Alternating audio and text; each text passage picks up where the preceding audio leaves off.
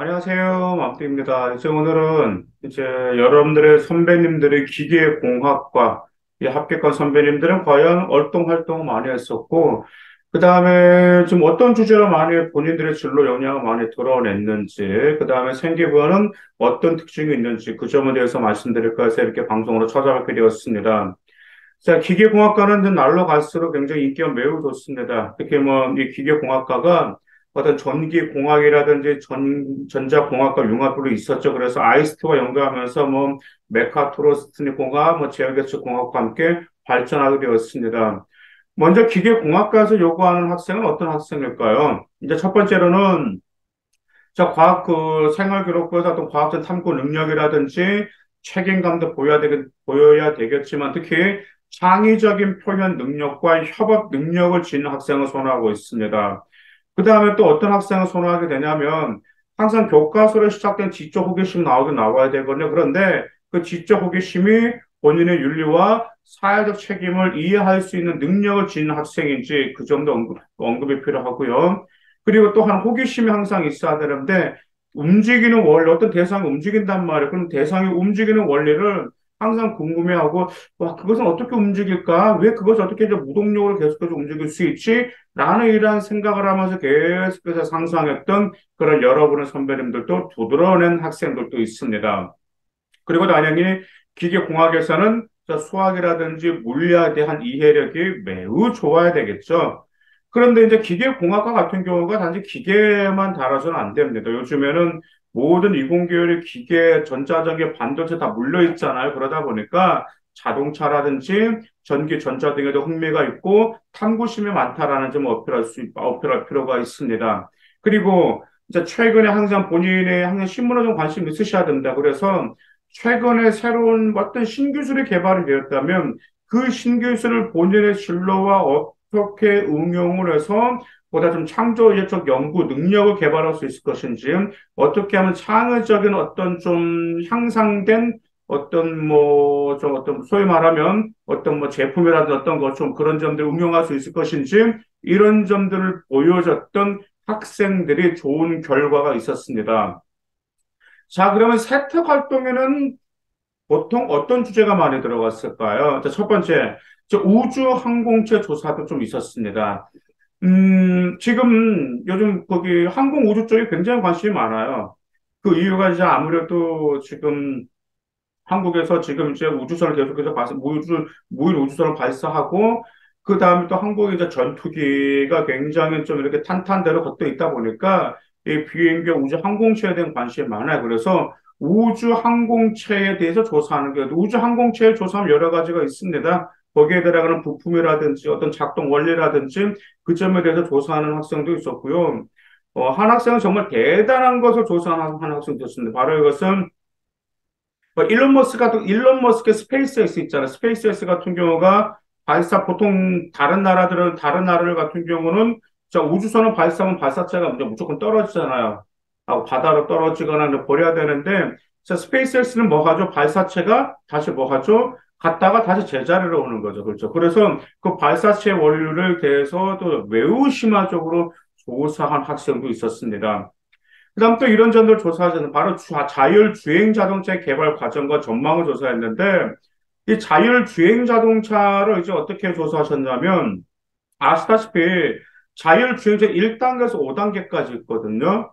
근데 이제 5단계가 최고 마스터 단계인데 5단계 같은 경우는 아주 위험한 상황이 온다 하더라도 자동차가 알아서 판단하고 운전할 수 있는 것이 5단계입니다. 그런데 현재까지는 3단계까지 왔어요. 3단계라는 것은 일제 보통 이런 위험하지 않는 상태에서는 자동차가 운전할 수 있겠지만 비상사태라든지 그럴 것 같은 경우에는 말 그대로 사람이 운전해야 된다는 점이죠. 그러면 5단계까지 가기 위해서 어떠한 점이 필요한지 이러한 점에 대해서 조사한 여러분의 선배님들도 계셨습니다. 그리고 또 이 여기 자동차 공학을 무엇과 접목시켜가지고 심화시켰냐면, 자, 가상형실과 증가형실이었죠. 증가형실이 있었잖아요. 그래서 이 가상현실 기술 발전은 과연 이 자동차에 나중에 운전할 때도 어떤 영향을 미칠까? 사람이 운전하는 게 좀 변화가 있을까?라는 점에 대해서도 조사하는 상황이 있었고, 이 VR을 자신의 관심 있는 분야에 활용할 수 있는 방안을 조사한 여러분의 선배님들도 계셨습니다. 그리고 요즘에 이제 5G잖아요. 그래서 5G가 기계공학 분야에 가져올 어떤 변화가 있을 것인지 조사하는 선배님들도 있었고, 특히 또 드론입니다, 드론. 요즘에 이제 드론에 대해서 관심을 가진 학생들이 많이 있죠. 드론의 작동 원리라든지 그런 점들 많이 있는데, 이 드론 기술의 발전 상황과 활용 사례를 조사하는 이런 좋은 세탁도 있었고, 또 이런 적도 있었어요. 음, 지금 이제 친환경 도시를 지은 것이 굉장히 좀 인기가 있잖아요. 그렇죠? 뭐 스마트 그리드는 아마 여러분들이 들어보셨을 거란 말이에요. 그러면 이 스마트 시티를 건설하는 데 있어서 기계공학의 역할과 사례를 조사하는 것도 있었고요.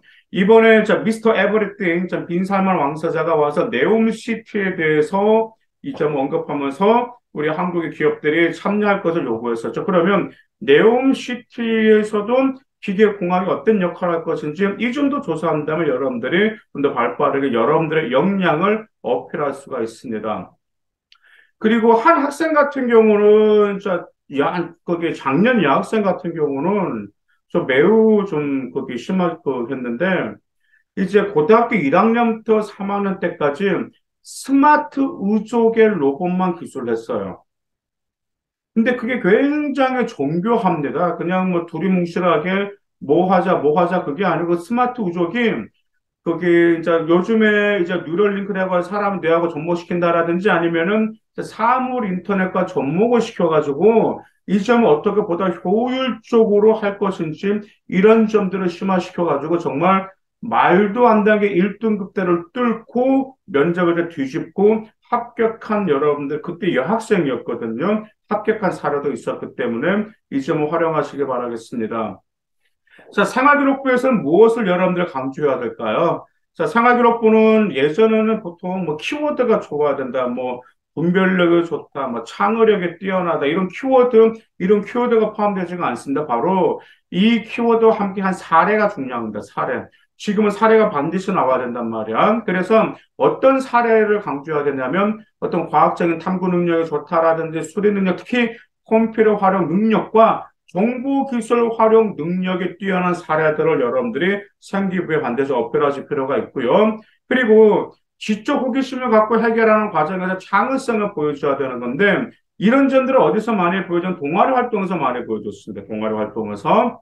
아시다시피 기계공학과 학생들이라든지 희망하는 전자전기 쪽 같은 경우는 동아리 활동이 워낙 뚜렷하잖아요. 그럼 거기서 많은 실험을 한단 말이에요. 그래서 거기에서 보여줬고 그 활동을 통해서 본인의 어떤 그 사례에서 뭐가 보이게 되냐면 어떤 종합적인 사고력, 비판적 사고력도 같이 보여줬습니다. 그리고 또 하나 글로벌 마인드를 보여주는 게 좋긴 좋았습니다. 왜냐하면 이 우리 4차 산업과 관련된 학과들, 뭐 기계공학과들 4차 산업과 관련된 거잖아요. 그렇죠? 4차 산업과 관련된 학과는 단지 우리 한국에만 이루은 것이 아니죠. 전 세계 인류 복지에 기여할 수 있는 그런 마인드를 갖춘 것은 매우 매력적인 학생이다라는 점도 기억하시기를 바라겠습니다.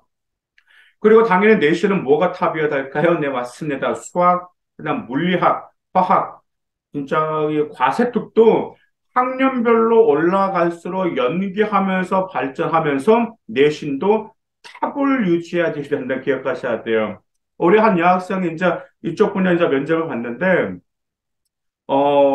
그 뭐라고 할까, 이제 수학과 이제 물리학, 그 굉장히 뭐 내신은 좋았습니다. 근데 반면에 이제 암기과 뭐 국어라든지 영어, 좀 이런 한국사에서 좀 내신이 좀 빈약했어요. 근데 이제 면접관이 물어본 겁니다. 당연히 물어보죠.